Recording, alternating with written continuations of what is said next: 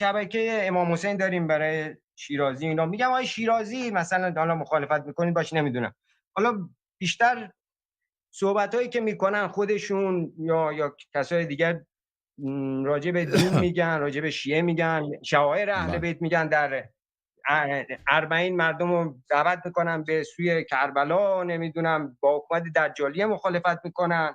حالا شاید یه ایراداتی باشه ولی خب بیشتر شعائر دین رو دارن عرضه میکنن که مردم رو به سمتش که میگن. آقای خامنه‌ای هم حرفای بد نیست، آقای خمینی هم تمام حرفاش بد نبود. آقای خمینی حرفای خوب خیلی زیاد داره، مردم را دعوت به تقوا، به زهد، به یاد خدا میکرد. مثلا ماه رمضان روزه بگیرید. خب آره اینطوری نبود که همه حرفاش دروغ باشه. حالا اینهایی که ما داریم میبینیم یعنی حدیث میخونن و مردم میگن که زمین مثلا در اسلام اصلا حدیث نمیخونه. صادق شیرازی اصلا حدیث نمیخونه. صادق شیرازی میگه شما بیاید از من تقلید کنید. او میگوید که کلام من بر مردم حجته، نه کلام اهل بیت علیهم السلام. و اگر شما فکر کنید این کفر بالله است. کسی که میگه کلام من حجته مردم پیروی کند، کلام اهل بیت علیهم السلام حجت نیست، یعنی این کافره دیگر، مسلمان نیست. و تمام مراجع شما این رو میگن.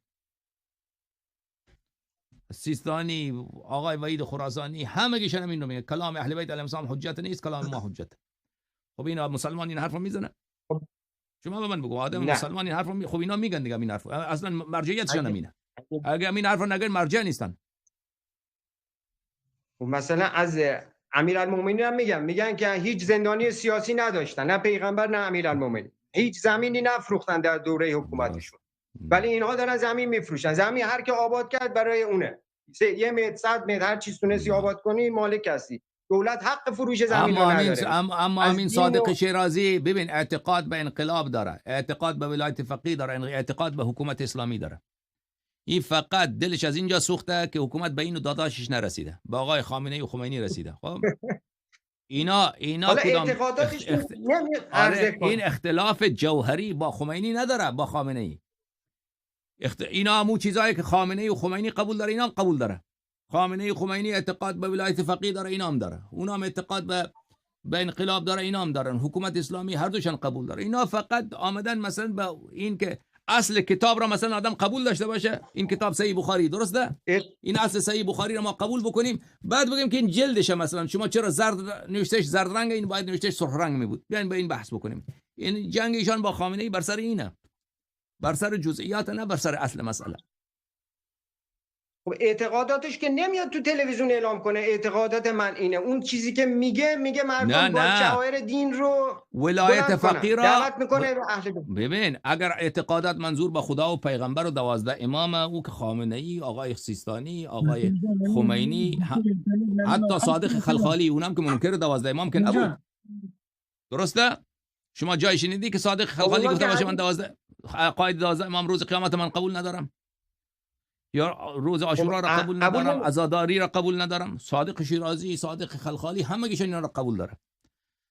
اون چیزایی را که اینا ببین اختلاف ما با دجالیه بر سر خدا و پیغمبر که نیست، بر سر 12 امام که نیست، اختلاف ما بر ولایت فقیه انقلاب ایناست.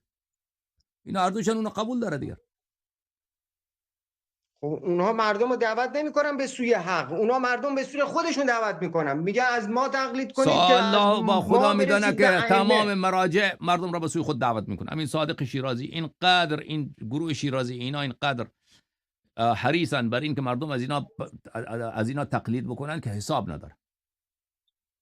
اصلا کاری نامینه میکنن ولی آره عکس خود چاپ بکن، این بر اون بر بفرست، کتابای خود داداش چاپ بکن، اون کتابایی که هیچ ارزش علمی نداره اونا رو با پولای گزاف چاپ بکن، هر جا بفرست. آره خدا حافظ شما آقا احمد، پناهت به خدا. برو جانم، برو با ان شاء الله با صادق شیرازی محشور بشی شما.